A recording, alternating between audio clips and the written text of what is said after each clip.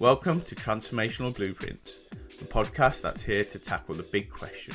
Why do so many transformation programs fall short, and what can we do about it? I'm Mario Michaels, founder and director of Synaxia Group, and I'm thrilled to have you join me. In this series, we go beyond theory, bringing you first-hand stories and insights from some of the world's top architecture and transformation leaders.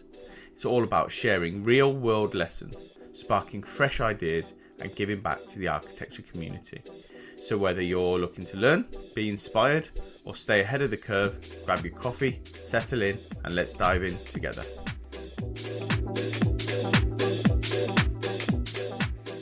Hello everybody, today we're going to be speaking to Steven Hemmings about Moneyball and enterprise architecture. For those of you who don't know Steven's a technology leader with a passion for innovation, which will definitely come out throughout this episode, strategy and transformation. As part of the CTO Office for EMEA at Insight Enterprises, he helps clients navigate complex IT landscapes, challenge traditional methodologies, and drive meaningful change.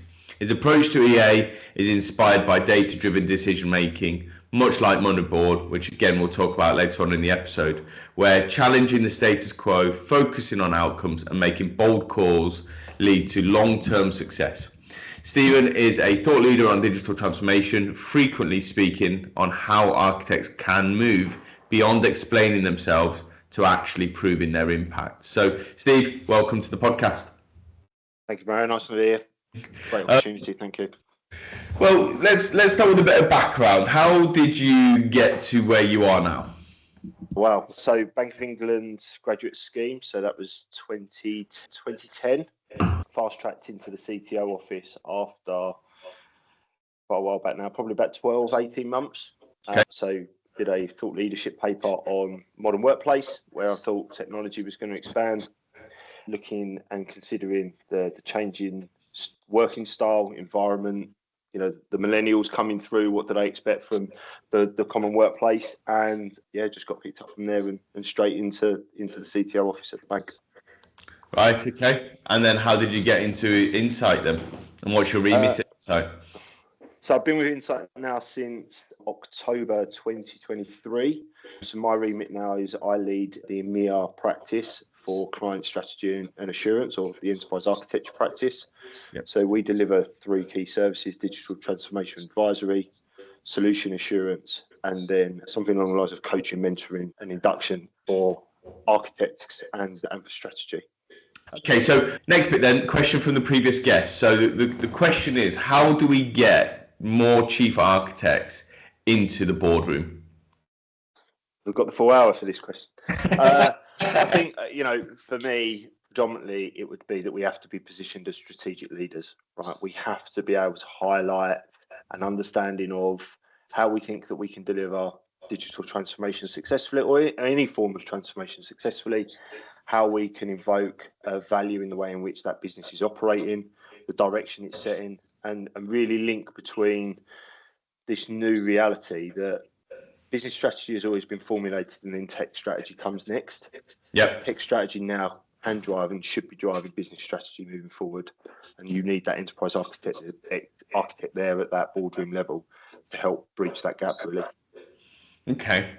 And that's at a more senior level, but what do you think makes a great architect in today's world? I'm not just talking senior, I'm talking, if somebody's looking to get into architecture, what sort of skills do you think they need to be a really, really good architect? I'm going to start, because it's my background, is that business acumen, business, commercial, financial acumen. You need to understand how you can add value to the organisation, to the company that you're working for. So that's got to be number one. Yeah. You need to be able to invoke and demonstrate a level of leadership, passion and energy into that subject area, pertinent to that business or that client that you're working towards. So that's the next piece. And then there needs to be that piece around, or that there's a requirement there for technical expertise, and that could be very broad or it could be very deep, depending on the niche markets that now operate within. But again, that three-way play, if you like, is what helps us to then be able to bring together this, I'll keep coming back to it today, the fact that technology is now driving the business strategy. Okay. And you can then begin to really evoke change and challenge the status quo as it operates at the moment. Okay. I think a lot of people miss that whole business acumen piece around, yes, you're right in terms of technology should drive business strategy, but it is an enabler for the business to do better. So unless you understand what the business is doing, how it makes its money, what its purpose is, etc., what's the point in using technology to make it better, or how do you use technology to make it better? And I think a lot of people start early on in their solution architecture career as, here's the technology, we need to use this technology to get here. And it's like, no, you start from the end and you work backwards. And I think a lot of people struggle to, especially if they come from an engineering background where they're sort of, let's say they're focused purely on Microsoft or .NET or whatever, that's my expertise, that's what we've got to use. I think, yes, as an engineer, fine. When you get to architecture, I believe, and you should, be completely agnostic around what is the best technology to solve that particular problem. And then you work backwards from there. So, and I think a lot of people lose sight of that. And part of it is because they are more technical than business focused. Yeah. So we've spoken in the past around the Moneyball effect and Billy Beane. And for those of you that don't know the film Moneyball, go and watch it. It's fantastic. It's Brad Pitt playing a chap called Billy Beane, who effectively revolutionized the way baseball now runs out in the States, and how they use data-driven decision making to disrupt traditional baseball scouting and move players from one position to another based on the numbers and so on. How can enterprise architects apply a similar mindset to challenge outdated methodologies within IT? I mean, for me, I think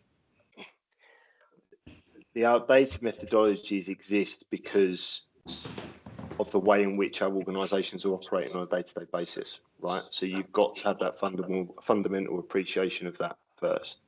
I think that when you're tackling that and you're taking that data-driven approach, it's an assessment of what are the key data points that you think are making a material difference to that business. What are those KPIs, and how do we really formally assess whether those data points are pointing in the right direction or whether they're not. So when we look at, from an EA standpoint, you might be able to take business capability modeling or value stream analysis and say, we've got a portfolio of works, what's really going to make a difference here in terms of the business outcome. Yeah, you might have a load of really exciting technology projects that you want to go and deliver. And, the CTO is really excited about this new technology, but fundamentally, how's that going to make a material difference into how that business is operating, its growth, its potential to go into new markets, new products and services, etc. And that to me is where that data-driven methodology can really kick in. Okay, but similar to baseball, enterprise architecture, people will resist change with that, won't they? So what are the most common forms of resistance you've encountered in architecture, and how could one overcome them, I suppose? I think there's a common misconception as to what enterprise architecture in particular is there to do, right? If you go onto LinkedIn now and you search for jobs of enterprise architecture, you look at the job description, they are very technology focused, right? And we've spoken in the past about this, and it's like people don't know what they're quoting for. They don't know what they're asking for. So what outcome are they expecting? So the resistance to change there is being able to subtly influence what people are expecting from the enterprise architect and the architecture that they are writing, so that their resistance to, well, that's not the way it should be. Well, actually, this is the value and the benefit that you can get from it. And that, how you overcome it, that journey is really about, again, subtle influencing, it's more about a 1% step increase towards being able to demonstrate this is the value and benefit of going down an enterprise architecture model, right? What a common misconception as well, enterprise architects are ivory tower. There's a stereotype, there's a profile out there for the male dominated particular age bracket. They've all been engineers in the past, or they've been strong technologists. This is what they do. Mm-hmm. The new wave of VAs that are coming through at the moment are challenging that by saying, well, actually, I can show you new value because we're taking business capability model assessments. We're driving through value chains. We're using innovation as the driving force for business transformation, so on and so forth. Okay. It's a great point there about value benefit and whatnot to sort of help convince or influence stakeholders that, I suppose, new or unconventional approaches will drive better business outcomes. Are there any other strategies that you recommend architects could use to influence? I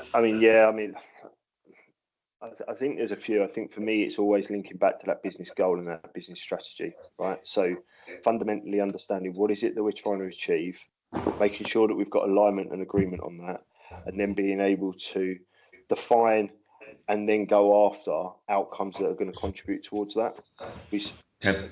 And that's really important because that's what's going to help to sort of, again, bridge that gap between the business and IT. IT is still seen as a cost center in too many organizations. Mm-hmm. Once you breach that gap, you're then bringing those into almost like a community, a collaborative effect.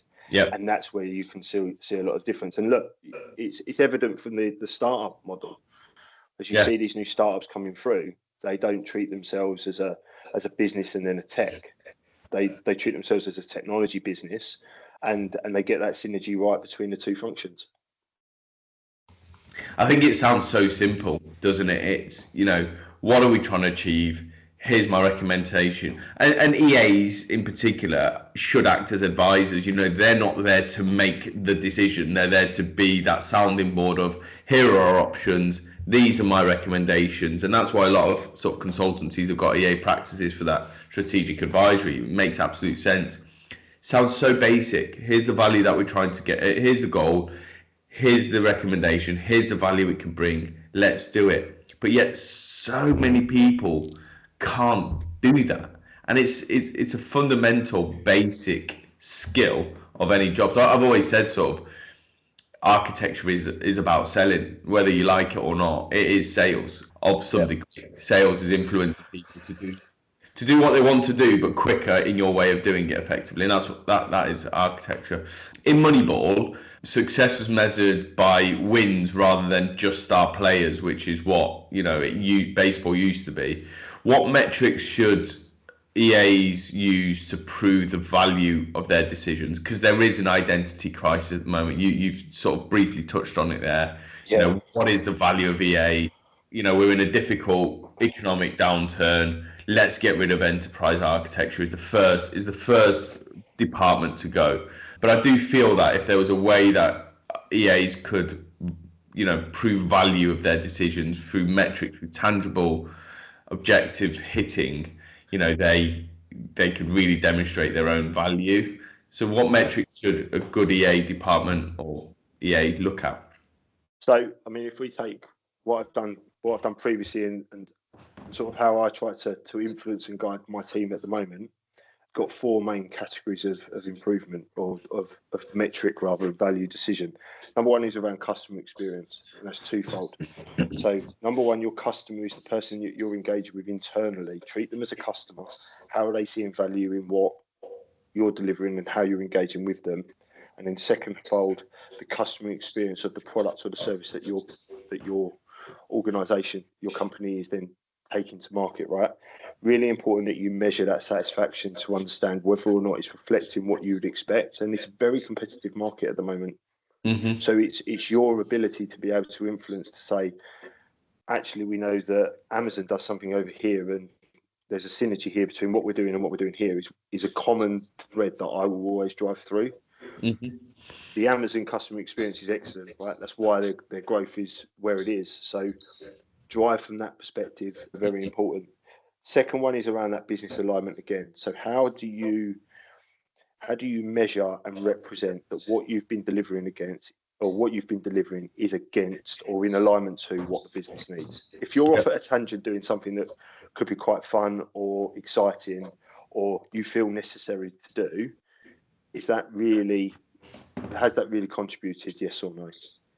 Next one then is around operational efficiency. Internally, there is too much waste in any organisation, and we see it constantly, right? So how are you advising or implementing, driving strategies, new ways of thinking that bring down some of those costs, that drive resource effectiveness, that utilise your resource in the right ways, streamline processes? And then the final one, and the one that I'm really getting into at the moment, is around the innovation matrix. How are you driving or measuring the number of changes that you're bringing in that have come from a with innovation in mind perspective? And that could be tech, or that could be things around organisation enablement, right? Thinking about high performance teams and what are the cultures and the behaviours and the disciplines that an organisation needs or an enterprise needs in order to be efficient. Your EA should be able to come as much from that perspective as it should be from a business or from a tech perspective. I suppose that all lends itself into where EA actually sits within an organisation, right?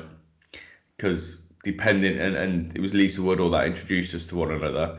Lisa was on the podcast last series, and in her role, she was sat within the operations team, within ops, and her not direct line, but her reporting structure was into the COO. And because of that, they were able to have a huge impact. And I've had somebody else on the podcast who reported directly into COO. Again, it was the same, but we often find EA sits within IT, and that's part of the problem, I believe, because it then reports to the CIO. And yes, you're right, technology is a huge part of business transformation, but it's not the only part of business transformation. And the EA should be looking at the whole enterprise. And when you're pigeonholed within the CIO or the CTO office, then naturally you've got to please that person. Exactly. So therefore, all your decision making starts with, how do I please them? How do I show my value directly to my boss rather than to the wider business? Yep. So where do you think it should sit? Or have I just answered my question? I think you've answered it. I think it's very, very different. I think the reality is it's very, very difficult, right? Every organisation is very different. My preference is always to sit under a COO, right? Someone who has got that hand on the tiller, who can make those big judgment calls. To go back to Billy Dean, Billy couldn't have done what he did in that organisation if he'd been sitting under the manager. Yeah. Right. He wouldn't have been able to, or the coach at the time, he wouldn't have been able to do it. Now, that being said, I'm very fortunate in that I sit under the CTO office and the EMEA CTO, Phil Hawkshaw at Insight, and Phil absolutely gets it and takes I'm going to enable you to be successful with EA because he buys into EA. So I think that's the other facet of consideration is, do they understand EA, or have you just been pigeonholed there because they needed to put EA somewhere? Right, that's the other place. I believe preference under the COO, somewhere where you can inject directly into and then spread out across an organisation. It's not always ideal, but wherever you sit, I think an EA should be able to add some value. And how does someone, let's say someone's interviewing for an EA role and it's to the CTO or the CIO, you're right, it's more about the leader rather than the department that you're sat in. I completely agree with you. But how can someone who's interviewing assess whether their CIO or CTO is going to be an enabler for EA, or we've lost an EA, we need to replace an EA, but actually, is that historic traditional thinking of enterprise architecture? How can someone assess that? For me, so when I go into those conversations, I look at, is this theory based or is it practical based?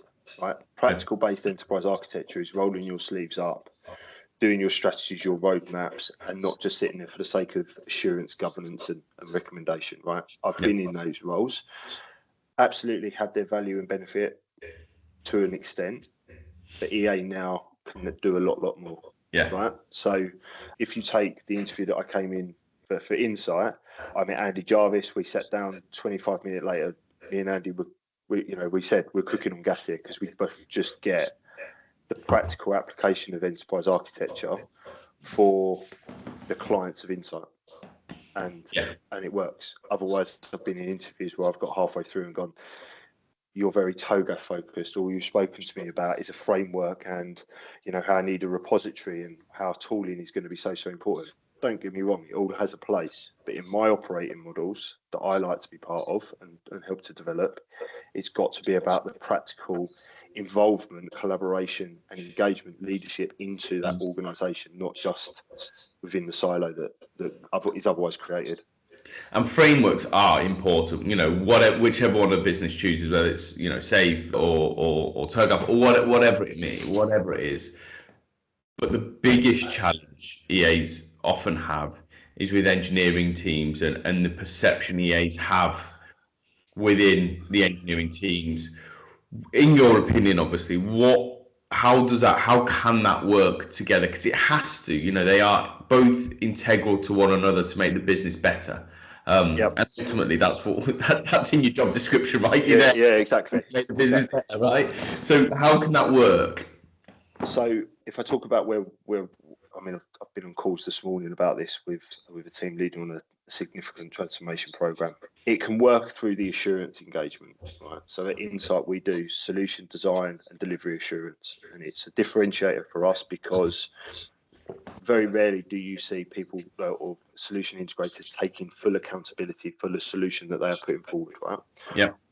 I kind of come in with a view that we shouldn't let anything go out that we wouldn't accept ourselves. Right, that's our number one principle for SDDA. And so the way in which we engage with engineers, whether they're software or whether they're in, modern infrastructure, modern workplace, is let's just agree that what we're designing follows a methodology, a practical methodology that allows us to ensure that what we set out to achieve has been achieved. Okay. Right? And so that's strong requirements capture, that's clarifying on your assumptions, expectations, that's recording and managing your RAID, and that's making sure that as you define that through conceptual, high level, logical, and then into physical, low level design, you can stand behind that personally and go, this is going to give the outcome that we wanted right at the beginning. And that outcome was always business focused. So, okay. Yeah. Fine. Okay. Now, in the film, Billy Beane was often questioned about his methods, but he stayed committed to his vision, letting the results speak for themselves. And there were times where, they were losing matches and players, had to acclimatise to their new position, but they believed that they were right for that position because of the data and so on and so forth. In enterprise architecture, EAs often feel pressure to justify every decision and to justify their existence, right? Most EAs will be on a decent salary. So how can we shift that focus from constant explanation to actually demonstrating measurable outcomes? It starts right at the beginning of that let's call it engagement, that introduction, the setting the scene, if you like. When Billy went into that meeting, he said, this is about people that can represent those three players that have just been sold, right? I just need to get X number of runs and X number of outs throughout the season, and we can do the same. When I try and step into that situation, I try to say, I'm going to lead this and take accountability, and you can measure me on whether or not that RAID is measured and considered and reported back in the right way, whether I can represent and demonstrate to you that the business outcome that you're going to try to achieve will be delivered by this strategy or this solution. And then that kind of lifts the conversation up that higher level. You're not talking about the practicalities of, why have you chosen Power Platform over doing something internal? You're talking about the outcome itself. And that measure then, you can inform some of those KPIs yourself. And I do think it's for you to, to inform them or to select them and say, right, I want to be measured on the following.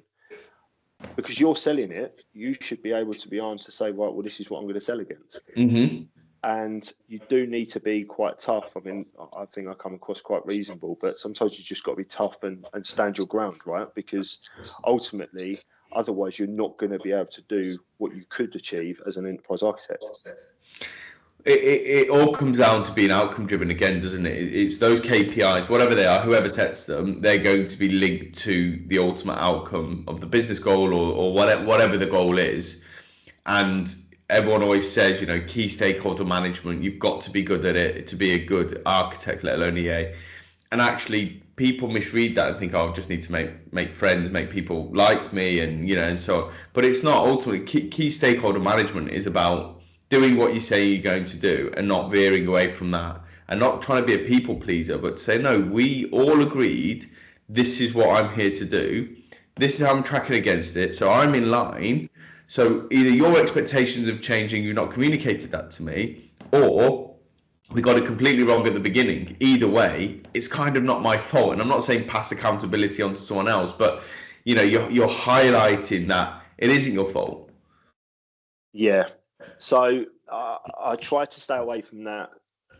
This is at my fault type of position, right? As much as you can, because I think that can sometimes be quite a slippery slope. But I do agree with what you're describing there. I think that balance of stakeholder is around building credibility and trust, right? So if I look at a program that I've just completed on last year, we went in and started out doing 6 work streams, right? And we really got very strict and very targeted on the quality and the speed in which we would deliver those, because they were the key measurements to prove ourselves. Then as we progressed through, we were able to suggest there are other aspects of your technical reference model that we think that we could look at for you, Mr. Customer. What do you think? Yeah, that would be quite interesting. And so the scope starts to develop. Mm-hmm. And with that credibility, you've already demonstrated, hopefully, some level of thought leadership, some strategic thinking, technical nous, and then it grows over a period of time. Mm-hmm. So what I'm describing there is you've managed your stakeholder into a position that you've got that trust. Mm-hmm. As you then grow, as we grew that set of work streams, it did come to a position where we were saying the client wanted to challenge back. They wanted to demonstrate their own technical expertise and their experience. We could go back to the credibility and say, the way we've approached it before has worked. We've been confident in us now. We recognise there's some risk, but let's manage the risk. Let's not manage the outcome, right? Mm-hmm. And do it in that approach. And I think that's, again, another, that comes back to the set of skills and the personality that EAs need to be now. Yeah, okay. Yeah, I completely agree. Okay, so because of that, many architects hesitate to push radical changes. How do you build the confidence to make those bold decisions? It's a balance between building that credibility or having credibility and then being able to reference practical experience. And I've done this before, right? That builds trust and recognition as well. So trying to think of a good example here. So previously I've worked in public sector. Mm-hmm. Public sector hadn't done enterprise architecture, but in COVID-19 and during the pandemic, there was an absolute need to challenge our traditional ways of operating and delivering strategies, because we needed to get devices out there and we need to enable a workforce working remotely. To build that confidence, I had to say, this is how quickly we can do it versus something else, how you want to do it, and challenge their underlying thinking.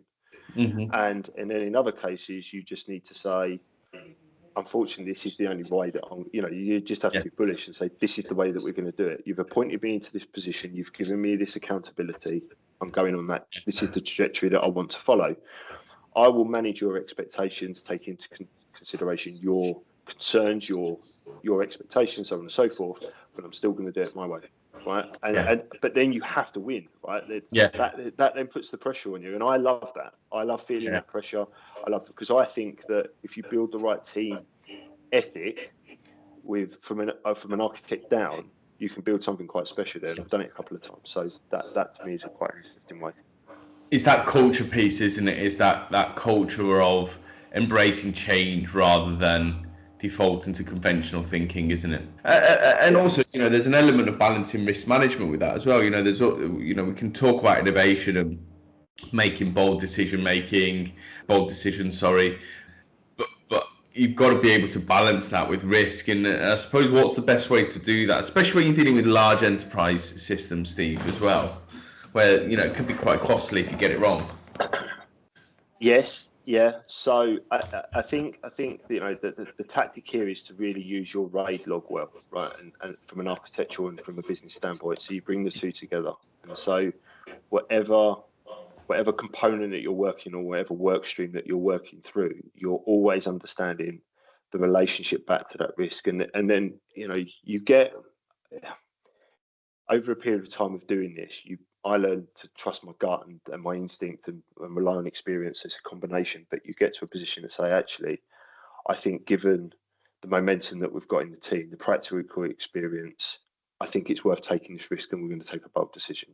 We might make this release earlier than we were anticipating, or do you know what? We're going to go for this. We're going to break change freeze, and we're going to implement this change now. And yeah, there's a huge risk for operational outage, but we think that the outcome of this minimize another risk or achieve a positive outcome is worth it. And again, it's all about when you're in that situation, you have to build, I'm going to say again, credibility, but you have to build that relationship in understanding and being able to build rapport and understanding with the stakeholders, right? The stakeholders need to feel that they've been listened to, that you've taken into account their concerns, but also that they've been part of that decision-making process as well. Well, you've mentioned buy-in and credibility and trust a few times, and absolutely, it's really important. What are the most effective ways someone can build trust pretty quickly so they can get the buy-in from the teams and also the executives as well? I say that we start by setting principles. Yeah. So any new project that we start or that I'm part of, get the team together. Right, these are a core set of principles that we want to work to, right? When you look at the All Blacks, when you look at Mercedes, every football club does it now. It all comes down to what collectively do we respond well to as a group of individuals and collectively, right? So if I take last year and the transformation piece that we did, we took 25 members of a dedicated team out to Germany to start the project. Project kickoff come up, and I said, right, this team isn't used to doing this before, so I'm going to set some principles, and then we're going to break out, and then we're going to come back together. Probably make you laugh and might want to include an expletive there, but I coined the one from Toto Wolff, right? No dickheads. Yeah. Number one.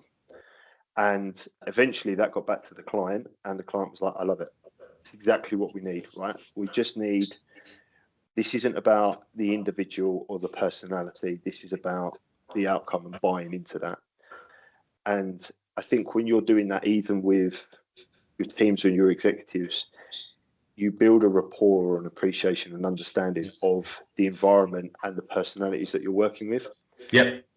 And if that's solid and that's firm, then you can go through the rough and the smooth together, knowing that you've all bought into something. Yeah. And that's really, really important. Yeah. I love that. If you like the old, have you read 15 Leadership Lessons? Yeah, exactly. Yeah. What a book that what is. A book. Yeah. Why do you think EA has been misbranded? And it has, Yeah. Absolutely. Okay, you're going to get a lot. I'd imagine I'll get a lot of stick from this in potential comments afterwards. No such bad publicity. Yeah, exactly. Yeah, depends if I'm on the job market anytime soon. But I blame the relation or the implied relationship between an enterprise architect as a role and responsibility and TOGAF. Oh, right? Okay. Yeah. So I think TOGAF is a framework, and there is a complete misconception there as to what TOGAF is there to do and the value and the benefit it brings to business. So if you look at, we can pull off any job description now that's looking for a chief architect or a standard enterprise architect. The reference to TOGAF is completely misjoined. And so, even when I'm going out there and I'm trying to brand my current function, or I've built functions in the past, people who've come in front of me and go, I'm TOGAF certified, to get out. Right? And literally, I'm like, no, enterprise architecture is not about TOGAF. Right? Enterprise architecture as a role, is not about TOGAF. There is many other ways to do it. That's where I think the misbranding comes from then when we talk about EA. So what do you believe it's there for then? TOGAF is there to give us structure and guide rails into how to deliver enterprise architecture. But it's not the only, it's not silver bullet. It's not the golden bullet. It's never going to be. I think there's been some fantastic progress over the years, but when you look at some of the other frameworks and the thinking now around service design, around agile, Zachman, there's different ways that you can do it. And look, when I build teams, I might refer in some practice to the ADM model, But that's it, right? I'm not sitting there talking about the principles, the policies and the standards and making sure that I've got each of those to technology, right? You come and work in my practice and it's like I've got a common set of artifacts, and the teams know, or we coach each other to know how to use those in order to deliver enterprise architecture, right? Which is the design and management of an enterprise. Okay, yeah, makes absolute sense. Going back to Moneyball, leadership lessons. What are the key leadership lessons architects can apply from Moneyball to deliver enterprise-wide transformation programs? It's all right to feel scared, and it's all right to feel threatened and probably at risk, right? If you're doing that, I'd like to say, from my experience, you're probably doing the right thing.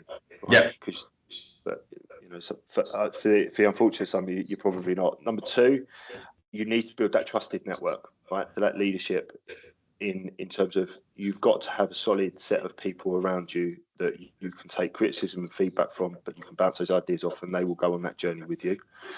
Number three, you've got to be able to recognise how you need to change your team up, right? So, I don't like letting people go. It's unfortunately, it's part of the modern workplace now. But you need to be able to respect how someone is contributing to what you're trying to do, and say this is not going to work and this isn't, right? And I've let some excellent people go in the past. It's not personal. It's just about what I'm trying to do in that position and time. They'd probably be my free list. Okay. Yeah. Cool.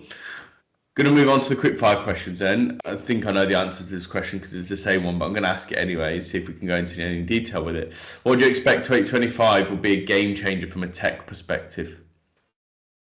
Well, I mean, everyone's probably just said AI, right? And something related to that. I think I'll go on a different tack. So yeah, AI is probably there. I think that the position from a technology perspective that we're in now with VMware and the licensing model, I think that's a game changer, right? Because ultimately, people can now really go out and innovate, right? And I think that scalar model now can really take advantage of that. People can't afford it. People don't want it anymore, right? They're pushing it out, going, and you're seeing some of the fractions that you'd never have Dell and Microsoft talking as closely and collaborating as closely as they are now on some of the solutions, as an example. I think that from a technology perspective is really quite exciting. Okay. What advice would you give to a newly appointed chief architect? Build your stakeholder relationships first. Quickly. Something I never do. I always go straight into the detail. I never build my network. Build your internal network. Get to know people. Yeah. Really important. And you deal with a lot of CIOs and CTOs, and part of, back to the beginning of our conversation, what does CIOs or CTOs actually care about?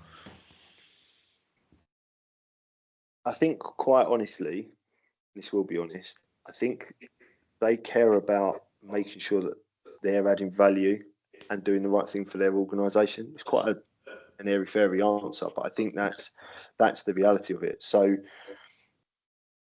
if you're going in, helping them to be successful is really, really important, because from their perspective, look at the cycle in which they turn through. Yep. It's now a 3-year cycle, right? And you're out. Yeah. And the number of opportunities that then exist around the rest of the market, you've got to be very good in that market. It's a very competitive market, right? You see so many times CIOs, CTOs, they might do 1-2 engagements at that level, and then they're into consulting, because you know what, to win that third and that fourth is really difficult, and that's where you are very proficient. So I think the care is about demonstrating their own value and their ability to influence their businesses. Yeah, okay. If you could ask one question to a CIO or CTO and get a genuine, honest answer, none of this political boardroom malarkey, what question would that be? Would you honestly invest in enterprise architecture? Okay. Yeah. I think, and if you ask that at an interview and you get an honest answer, there you go, right? You know, whether you're staying in your seat or you're. Thank you very much for your time. So, exactly. Talent perspective, architecture in particular, whether EA, SA, whatever. What do you think will be the biggest change over the next 5 years? I think that there's going to be I anticipate that there'll be quite a significant transition from those coming out of engineering trying to go into an architect role. And I think that is going to be quite a material impact into the market, because they are a different set of soft skills and interpersonal skills at those levels. I think I'm allowed to say, one is wired one way and one is wired the other. Good example, my boss, Phil Hawkshaw, he is an engineer on trade. That's how he thinks, engineering structure. I come at it from an architecture perspective. We complement each other really well, but we would do things very, very differently. So when you look at it from what do you need to get out of an EA, you've got to be very mindful if they're coming from those engineering backgrounds, what's the change or the investment or the development they're going to need. Okay, fine. Okay, what question would you like to ask our next guest? So on the point of that market and how it's changing, what value do you place on your recruitment partners specifically? How much time do you spend with them? Do they understand your journey, your challenges? You're excellent at this. There are a few that are. Others are just, I talk to them when I need to raise a role. So how much do you thoroughly understand that business? Do they understand your business and what you're trying to achieve from an architecture perspective? I'm glad we've recorded that, because people are going to think I'm making that up, given what... so we've run out of time. So thank you so much for an excellent podcast episode. It's been really interesting and funny to chat through, Moneyball, EA. I love the comparison. When we first mentioned it, thought, wow, we've hit this off, because I'm a fundamental believer of that as well. So I'm glad we managed to get it on and get it out essentially. So thanks once again for an excellent podcast episode and giving us your time today, Steve. No worries, Mary. Thank you very much. Cheers. And that's a wrap on another episode of Transformational Blueprints. Thank you so much for tuning in. I hope you found plenty of insights and takeaways to fuel your journey. If you enjoyed the episode, I'd be incredibly grateful if you could share it, leave a review, or give us a like. It helps us reach more people in the industry who can benefit from these conversations. Don't forget to follow Synaxia Group on LinkedIn to stay updated on new episodes. The links are in the show notes. Join us next time for more tips, strategies, and stories from some of the brightest minds in technology and transformation. Until then, take care and keep transforming.